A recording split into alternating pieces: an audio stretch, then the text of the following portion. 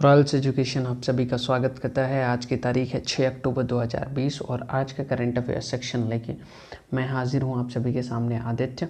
चलिए आज का सेशन स्टार्ट करते हैं। सबसे पहले हम बात करते हैं कि हो सकता है कि जो हमारे प्राइम मिनिस्टर हैं मोदी जी और चीन के प्रेसिडेंट जी जिनपिंग, इन दोनों लोगों की मीटिंग हो जाए ब्रिक्स पे, ब्रिक्स सम्मेलन जो कि होने वाला है 17 नवंबर को ब्रिक्स सम्मेलन होने वाला है। रसिया इसकी अध्यक्षता कर रहा है और रसिया ने इस डेट को अनाउंस किया और इस बार पूरी उम्मीद है कि दोनों लीडर वहाँ पे मिलें।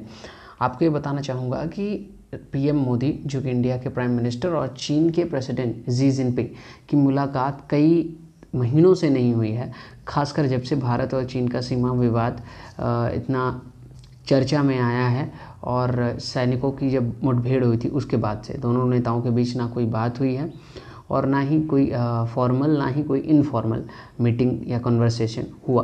तो आइए जान लेते हैं थोड़ा ब्रिक्स के बारे में। यूपीएससी 2020 का प्रीलिम्स का पेपर हो चुका है और वहाँ पे हमने देखा था कि एक ऐसा एसोसिएशन G20 कंट्रीज़ के बारे में पूछा गया था, तो इसलिए यहाँ पे थोड़ा इम्पोर्टेंट हो जाता है ये इंटरनेशनल ऑर्गेनाइजेशंस को पढ़ना। देखिए, ब्रिक एक इनफॉर्मल ग्रुप है ब्राज़ील, रसिया, इंडिया, चाइना और साउथ अफ्रीका का। ठीक है, साउथ अफ्रीका 2010 में जुड़ा था।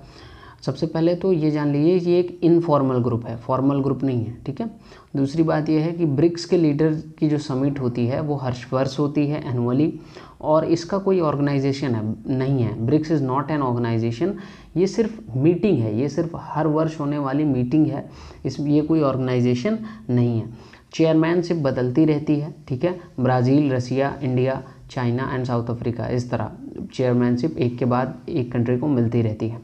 अगर आज हम देखें तो ब्रिक्स लगभग 42% वर्ल्ड की पॉपुलेशन को अकाउंट करता है और पूरे वर्ल्ड की 23% GDP ब्रिक्स कंट्रीज़ की है। ठीक है, वर्ल्ड के ट्रेड का 17% ट्रेड ब्रिक्स कंट्रीज़ करती हैं। अब ब्रिक्स का हम थोड़ा सा जान लेते हैं कि इनका टारगेट क्या है, इनका ऑब्जेक्टिव क्या है, क्यों ये एसोसिएशन बना है। तो देखिए, ब्रिक्स का जो एसोसिएशन है उसकी कोशिश है कि ब्रिक्स जो कंट्रीज़ हैं उनके बीच जो कोऑपरेशन है उसे बढ़ाया जाए, उसे और डीप किया जाए और साथ ही साथ इन कंट्रीज़ में सस्टेनेबल और म्यूचुअली बेनिफिशियल डेवलपमेंट लाया जाए। सस्टेनेबल डेवलपमेंट तो रहे ही, एनवायरनमेंट को ध्यान में रखते हुए ये सारी कंट्रीज़ डेवलपमेंट करें और एक दूसरे को फ़ायदा पहुंचाएं या एक दूसरे की मदद करें, ये है ब्रिक्स का टारगेट। इसके बाद ये होता है कि ब्रिक्स क्या करता है कि हर एक देश की ग्रोथ, डेवलपमेंट और उनके पॉवर्टी ऑब्जेक्टिव्स क्या हैं, गरीबी को हटाने के उनके क्या लक्ष्य हैं, इन सारी चीज़ों को भी ध्यान में रखते हुए एक दूसरे की मदद करता है। और ब्रिक्स में ये भी ध्यान दिया जाता है कि ब्रिक्स की जो मेंबर हैं Brazil, Russia, India, China, south Africa, इनके बीच कोई भी गतिरोध ना हो। ठीक है, कंपटीशन जो है वो हेल्दी कंपटीशन हो। मेन रीज़न इस कोऑपरेशन का क्या था? देखिए, 2008 में थी फाइनेंशियल क्राइसिस, तो उसके बाद से इन देशों ने ये एक ऐसा एसोसिएशन बनाया जो कि एक तरह से काउंटर था डॉलर डोमिनेटेड मॉनेटरी सिस्टम का। देखिए, डॉलर डोमिनेटेड मॉनेटरी सिस्टम कहने को हम ये कह सकते हैं कि इस समय अगर हम देखें तो इंटरनेशनली डॉलर की बहुत ज़्यादा डिमांड है ना, हर तरफ डॉलर ही चलता है। तो इस चीज़ को बैलेंस करने के लिए कि भाई डॉलर क्यों हमारी देश की करेंसी को रेगुलेट करता है, क्यों विश्व की कई देशों की करेंसी को रेगुलेट करता है, इसको बेसिकली यहाँ से शुरू हुई थी ब्रिक्स की शुरुआत और फिर बाद में ये नेशन आया और बाद में इसके जो पर्पस थे वो और बढ़ते गए। ठीक है, अब देखिए, ब्रिक्स एक और काम ब्रिक्स ने किया। ब्रिक्स ने क्या कहा? ब्रिक्स ने मल्टीलेटरल इंस्टीट्यूशंस का जो सिस्टम है, जो ऑर्डर है, उसे बदला है। मल्टीलेटरल सिस्टम कहने का ये मतलब है कि विश्व में देखिए आज कोई भी कंट्री ऐसी नहीं है जो अपने अकेले के दम पे अपना सारा काम कर सके, अपने अकेले के दम पे डेवलपमेंट कर सके। हर कंट्री को दूसरी कंट्री की मदद चाहिए होती है किसी ना किसी सेक्टर में। तो ब्रिक्स ने ये जो मल्टीलेटरल, इसे कहते हैं मल्टीलेटरल वर्ड या मल्टीपोलर वर्ड, मतलब अब देश में कई देशों के पास पावर है अपने अपने एरिया की। तो ब्रिक्स ने मल्टीलेटरल वर्ल्ड की जो सोच है, कि जो आइडिया है, उसे बढ़ाया है कि हाँ भाई हमें एक दूसरे का कोऑपरेशन करना चाहिए। इसके साथ साथ ही ब्रिक्स के द्वारा लाए गए रिफॉर्म्स की वजह से IMF, इंटरनेशनल मॉनेटरी फंड ने भी कोटा रिफॉर्म लाए। ठीक है, और इसके साथ साथ हम ये भी कह सकते हैं कि ब्रिक्स कंट्रीज़ मल्टीलेटरल इंस्टीट्यूशन में आज एक एजेंडा सेटर कंट्रीज़ हैं। मतलब अगर हम देखें तो ब्रिक्स कंट्रीज़ काफ़ी कुछ डिसाइड कर लेती हैं, जैसे कि UN में ही देख लीजिए, यूनाइटेड नेशन में ब्राज़ील, रशिया, इंडिया, चाइना, मतलब ये सब ऐसी कंट्रीज़ हैं जिनका बोलबाला चलता है। ठीक है, हम ये कह सकते हैं नॉर्मल लैंग्वेज में। तो ये एजेंडा सेटर्स भी हैं, ठीक है। अब यहाँ पे देखिए ब्रिक्स के साथ प्रॉब्लम क्या है, ब्रिक्स में कई प्रॉब्लम भी हैं। सबसे पहली तो ये बात है कि डिसएग्रीमेंट है कंट्रीज़ के बीच, ठीक है। जैसे यूएन सिक्योरिटी काउंसिल रिफॉर्म को लेके चाइना और इंडिया के बीच difference. India UN security council का परमानेंट मेंबर होना चाहता है, चाइना उसे नहीं बनने देना चाहता, तो ये प्रॉब्लम। दूसरी बात ये है चाइना के डिस्प्यूट्स हैं इंडिया की टेरिटरी के साथ, तो मतलब एक ऐसा एसोसिएशन जिसमें दो कंट्रीज़ जो हैं और उनमें टेरिटोरियल डिस्प्यूट्स हो, यानी सीमा को लेकर विवाद हो, तो ये तो मतलब एक प्रॉब्लम वाली बात हो जाती है।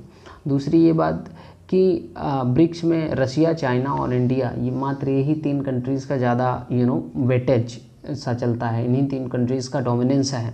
बाकी साउथ अफ्रीका और ब्राज़ील थोड़ा सा कम पड़ जाते हैं। तो ये एक समस्या हो जाती है। किसी भी ऑर्गेनाइजेशन में एक इक्विटेबिलिटी इंश्योर करना बहुत ज़रूरी है, बराबर का स्टेटस सभी मेंबर्स को होना चाहिए किसी भी ऑर्गेनाइजेशन में, ठीक है।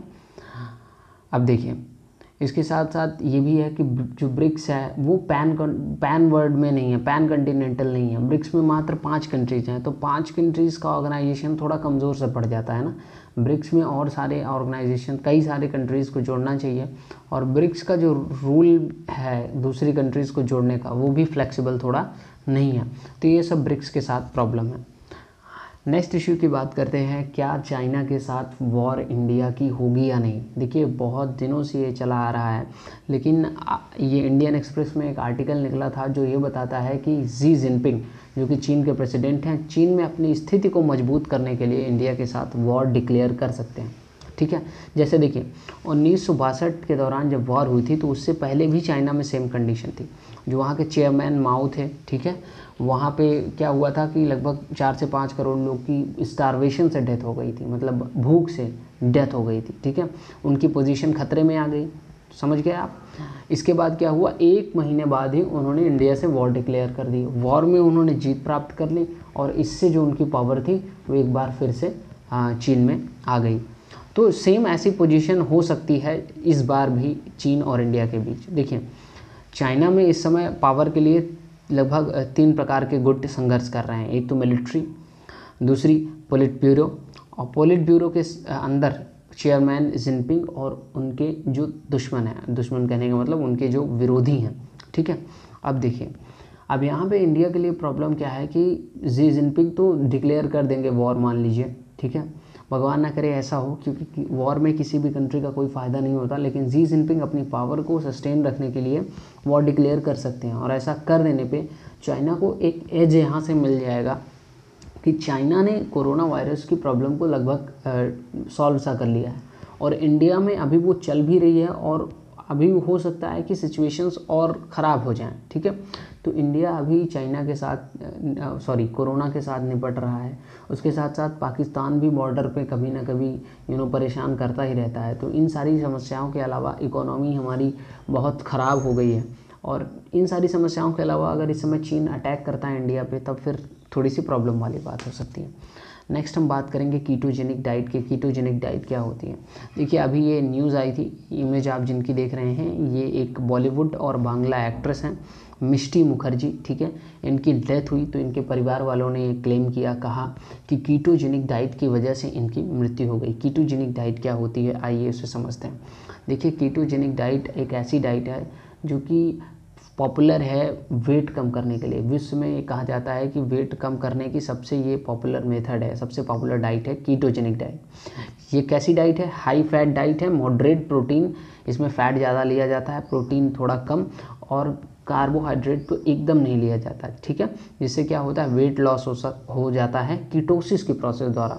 कीटोसिस कौन सी प्रोसेस है, कीटोसिस एक ऐसी प्रोसेस है जिसमें लीवर बॉडी फैट को बर्न करता है और बॉडी को फ्यूल प्रोवाइड कराता है, ठीक है। देखिए हम ये सभी जानते हैं कि बेसिकली बॉडी को एनर्जी सबसे पहले किससे मिलती है, ग्लूकोज से। लेकिन कीटोजेनिक डाइट में क्या है, आप कार्ब आप लोगे ही नहीं, कार्बोहाइड्रेट लोगे ही नहीं, तो बेसिक एनर्जी आपको कहाँ से मिलेगी, फैट से, ठीक है। एक जो क्लासिक कीटो डाइट होती है उसमें लगभग 90% जो किसी पर्सन की कैलोरी होती हैं वो फैट से आती हैं, 6% प्रोटीन से आती हैं और 4% कार्बोहाइड्रेट से आती हैं, ठीक है। अब देखिए अगर हम अपनी बॉडी को कार्बोहाइड्रेट की सप्लाई नहीं करते हैं, हम बिना कार्बोहाइड्रेट के रहते हैं, ठीक है, तो होता क्या है, लिवर फैट को तोड़ने लगता है एनर्जी के लिए, ठीक है। इस प्रोसेस को बोलते हैं कीटोसिस। बट कीटोसिस में अगर हम बहुत ज़्यादा फैट ही लेते रहें और हम कार्बोहाइड्रेट ना लें तो ये जहरीला हो जाता है, it can be mildly toxic, ठीक है। अब देखिए इससे क्या हो सकता है, इससे कई प्रकार की न्यूट्रिएंट डिफिशियंसीज हो सकती हैं, जैसे कार्बोहाइड्रेट, प्रोटीन, विटामिन्स, ठीक है, इनकी कमी हो सकती है। मिनरल्स की कमी हो सकती है, जैसे कि कैल्शियम, फास्फोरस, सोडियम, ठीक है। ये सब बहुत इसेंशियल न्यूट्रिएंट्स हैं जिनका डाइट में होना बहुत ज़रूरी है ओवरऑल डेवलपमेंट के लिए एंड ओवरऑल नॉर्मल जो फंक्शनिंग होती है बॉडी उसको करने के लिए बहुत ज़रूरी है ये। तो अब होता क्या है कि कीटोजेनिक डाइट में जब आपने कार्बोहाइड्रेट नहीं लिया तो फैट और प्रोटीन से ही लगातार आपकी एनर्जी होने लगती है। अब आप प्रोटीन थोड़ी और ज़्यादा लेने लगोगे और अगर प्रोटीन की कंटेंट आपकी बॉडी में ज़्यादा है, कार्बोहाइड्रेट की उतनी कंटेंट नहीं है, तो ये किडनी के लिए समस्या हो सकती है, ये किडनी फेल्योर कर सकता है। और सेम हुआ है मिष्टी मुखर्जी के साथ, उनका किडनी फेल्योर हुआ है, ठीक है। ये हैं एक्ट्रेस, इनका किडनी फेल होने की वजह से इनकी मृत्यु हुई। तो इनके फैमिली मेम्बर्स यही कह रहे हैं कि कीटोजेनिक डाइट की वजह से इनकी मृत्यु हुई है। नेक्स्ट हम बात करते हैं नोबेल प्राइज़ फॉर मेडिसिन 2020 का। जो नोबेल प्राइज़ है मेडिसिन के लिए वो 3 साइंटिस्ट को दिया गया है, हार्वे अल्टर, चार्ल्स राइस, ये दोनों अमेरिकन हैं, और माइकल ह्यूटन जो कि यूके के हैं, ठीक है। इन्होंने जो डिस्कवरी किया है हेपेटाइटिस सी वायरस की, ठीक है, जिसे इवेंचुअली कहा गया था, तो इसके लिए इन्हें क्या मिला है, Nobel prize for medicine. World Health Organization की अगर हम बात माने तो लगभग 71 मिलियन पीपल, यानी लगभग 7 करोड़ लोग, जिनमें से 60 लाख लोग इंडिया के हैं, उन्हें हेपेटाइटिस सी का क्रोनिक इन्फेक्शन होता है, ठीक है, जिससे लिवर कैंसर भी हो सकता है। 2016 में हेपेटाइटिस सी के इन्फेक्शन से लगभग 4 लाख लोगों की मौत हुई थी अक्रॉस द वर्ल्ड, ठीक है, और इसकी कोई भी वैक्सीन अभी तक अवेलेबल नहीं है। तो आज के सेशन के लिए बस इतना ही। दिया गया मेरा मेल एड्रेस है aditya900@gmail.com। आप इस पर अपनी क्वेरीज मुझसे पूछ सकते हैं। मिलते हैं कल।